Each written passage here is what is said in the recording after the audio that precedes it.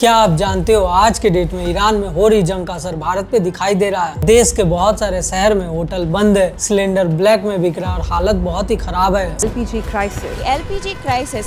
crisis is now hitting restaurants and hotels across the country.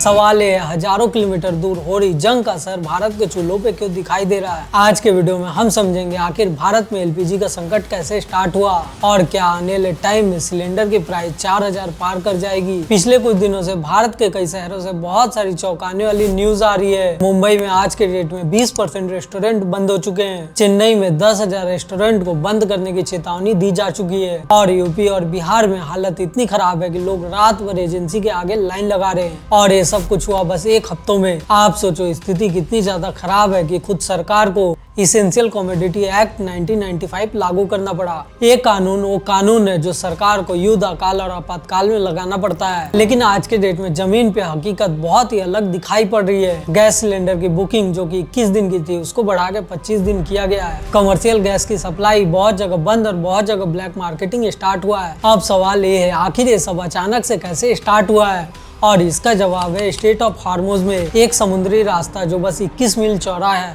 लेकिन इस रास्ते से दुनिया की 21% तेल की सप्लाई गुजरती है और ये रास्ता है ईरान के पास। इसीलिए ईरान ने आज के डेट में तेल की सप्लाई रोक दिया है। इंडिया अपने एलपीजी का लगभग 62% बाहर से इंपोर्ट करता है और इसका बहुत बड़ा हिस्सा इसी रास्ते से होके भारत में पहुंचता है। अगर ये रास्ता बंद हुआ तो भारत को इफेक्ट होगा। इसीलिए जब ये रास्ता बंद हुआ तो सीधा असर भारत के चूल्हों पे दिखाई दिया और ये संकट आज के डेट में बस भारत तक सीमित नहीं है। एशिया के बहुत सारे देशों में हाल सेम है। बांग्लादेश ने तो फ्यूल की राशनिंग स्टार्ट कर दी है और वियतनाम और थाईलैंड ने वर्क फ्रॉम होम को स्टार्ट किया है और बहुत सारी शिपिंग कंपनी ने स्ट्रेट ऑफ हार्मोज से गुजरने से मना कर दिया है और इसके पीछे का रीजन है कि ईरान ने वहाँ पे नेवल माइंस बिछा रखी है।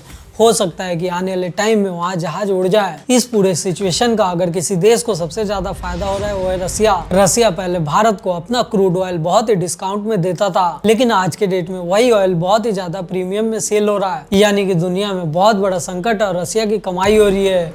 और दूसरी सबसे बड़ी समस्या है इंडिया की एनर्जी यूजेस। आज भारत की ऊर्जा जरूरत दूसरे देशों पे डिपेंड करती है। आज के डेट में तेल की प्राइस रसिया तय करता है और उसकी सप्लाई को अमेरिका पूरी तरीके से प्रभावित करता है और ईरान रास्ता कंट्रोल करता है। आप सोचो भारत कहां से अपनी जरूरत पूरी करे। जब इतनी इंपॉर्टेंट चीज दूसरों के हाथ में है तो संकट पैदा होगी। आज के डेट में एनर्जी संकट बस एक शुरुआत है। अगर ये वॉर बहुत ही ज्यादा लंबा चली तो असर बस गैस की सप्लाई तक सीमित नहीं होगा। फर्टिलाइजर, खेती, खाने पीने की चीजें और इंटरनेट पे इसका असर पड़ेगा और तब ये एनर्जी क्राइसिस नहीं बल्कि फूड क्राइसिस भी बन सकती है।